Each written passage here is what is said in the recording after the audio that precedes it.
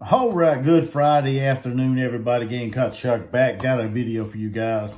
We'll recap last night's victory as the Gamecocks, like I said in my video, beat down Auburn, right? A pesky Auburn team, a pretty, I guess you'd say, a one-half playing defensive or solid defensive Auburn team. That's right. Coming out the gates, Auburn was real physical, real pressing on South Carolina, turning them over. South Carolina was real sloppy with the basketball in the first half, making lazy, sloppy pass, not finishing at the rim. Auburn was the more physical team in the first half. Of course. With Coach Staley, when you're playing the #1 team, the Gamecocks, when you're playing Coach Staley, you got to play 40 minutes of defense, not just 20. 20 will not get it done for anybody against the #1 ranked team by the Gamecocks, Coach Staley and the team. But like I said, I was pretty impressed with Auburn the first half. Really stressed and irritated by the way we played the first half, actually. A little frustrated. Probably a lot of you Gamecock fans were probably feeling the same way. But finally, we got it together coming out of the gate the second half.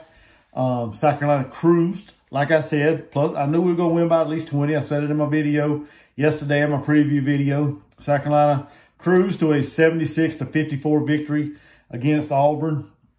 South Carolina's record now is 20-0, 8-0 in the SEC.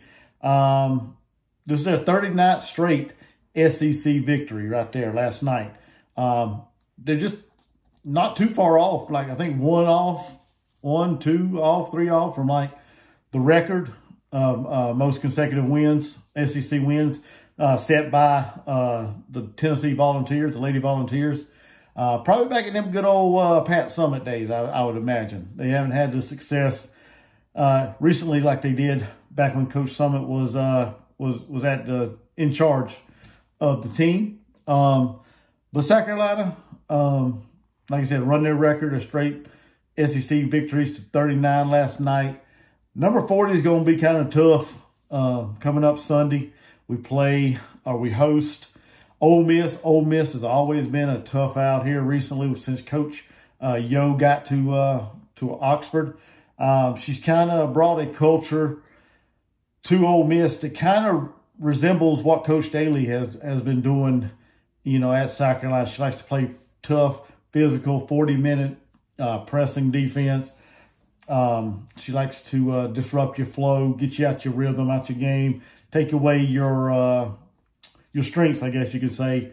And that's what she likes to do. And like I said, I think she kind of resembles Coach Staley and her style and everything, and which is all good for women's college basketball. But like I said, number 40 is going to be hard to get. We'll dive more into that probably tomorrow. I may do a video on that game coming up Sunday. Let's go and get back to this game, though. Last night, like I said, South Carolina cruised. First half, sloppy. Auburn played 20 good minutes of defense. Held South Carolina pretty much down. Chloe Kitts was out, so Ashlyn Watkins got her first start. Played real good basketball. It was good to see her get in there and have the game that she had last night. We all know she's a real good athlete, right? We all know she's a real good athlete, sophomore. But in her first start last night, she contributed 14 points, 15 rebounds. That's right, 15 rebounds and 5 blocks. That young lady was working it all night. I mean, she played, I think, 31 minutes or something like that, 33 minutes. She played a good majority of the game, and she put in the work last night. You can tell that the effort she's been putting in practice and through games is paying off. It's paying dividends for her. She just had her way last night on the court. Not a whole lot that Auburn could do to slow her down. She had a solid night in Chloe Kitts' absence. Wish Chloe Kitts, you know, a speedy and healthy recovery. Hopefully it wasn't nothing too serious. You know, she can be back on the court Sunday. But Watkins took advantage of the time that she got to start, and she just straight out balled out last night. Cardoza, 13 points, 6 rebounds, 3 blocks, she continued to do her work, man. That's what Cardozo does. Raven Johnson, 10 points, 6 assists.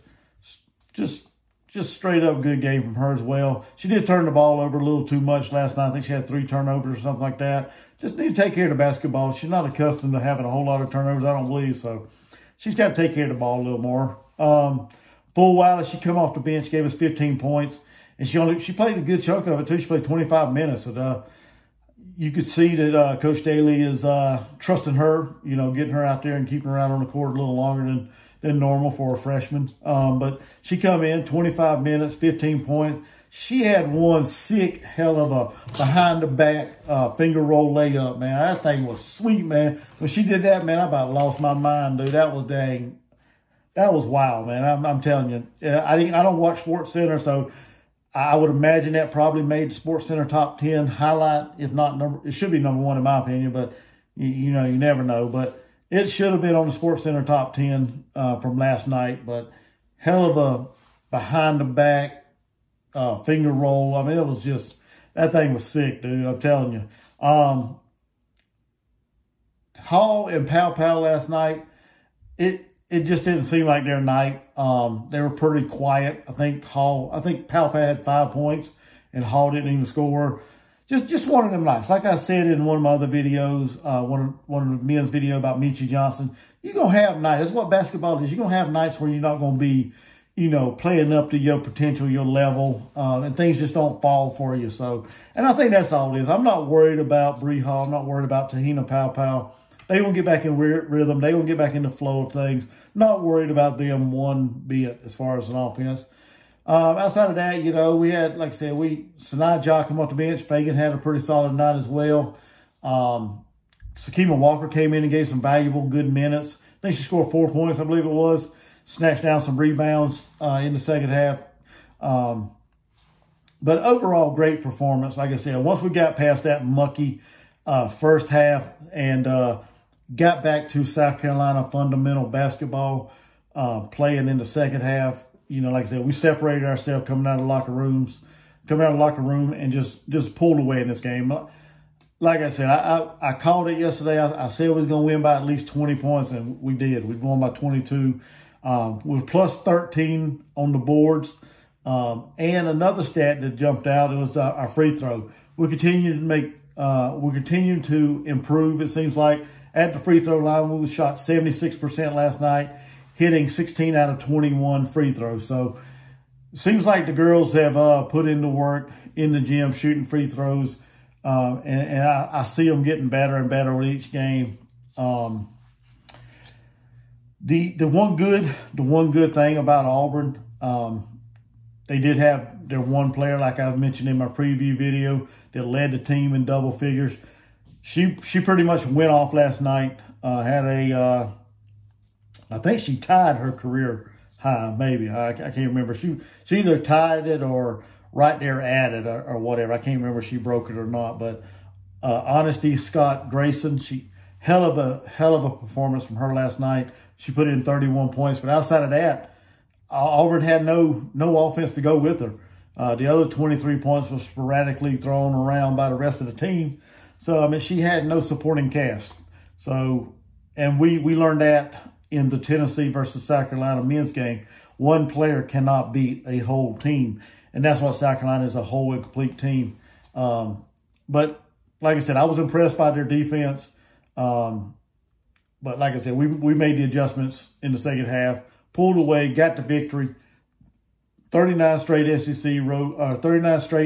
wins, 20-0 on the season, 8-0 in conference. Got a huge, like I said earlier, got a huge pivotal matchup Sunday at the Colonial Life Arena at 2 o'clock, I believe it is, on ESPN2. I think that's what the channel is. On ESPN2. If you guys are going to be there, be loud. I know y'all will. I know Gamecock Nation, y'all never let us down. Go be loud, be rowdy. Get in Ole Miss's head. Pack the CLA for the girls. Like I said, I have no doubt y'all won't. We usually roll deep up in CLA. So, but we're gonna have a pivotal matchup there, a tough matchup. Like I said, I know Coach Yo is going to bring in her ladies ready to play, ready to give us their best punch. And we shall see how it goes. But congratulations, Coach Daly, Gamecocks last night, getting that victory on the road, and continuing this impressive run towards another championship.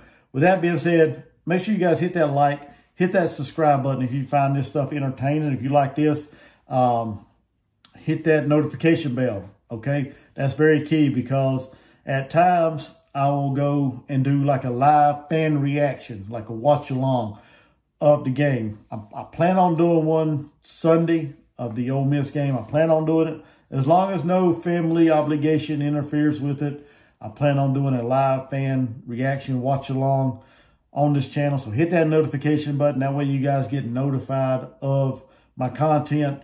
Get in the comment section. Let me know what y'all thought of the game last night. Let me know how y'all feeling going into Sunday's matchup. And yeah, do all them things free, easy. It helps this channel grow, okay? It helps it grow. And most importantly, I appreciate each and every one of you. You guys mean the world to me. I enjoy doing this stuff for you guys. And all I ask you guys just help me back by sharing, liking, comment, subscribing, doing all them things. With that being said, y'all have a blessed Friday, rest of y'all's Friday afternoon. And Gamecock Chuck, I'll see you guys in the next video.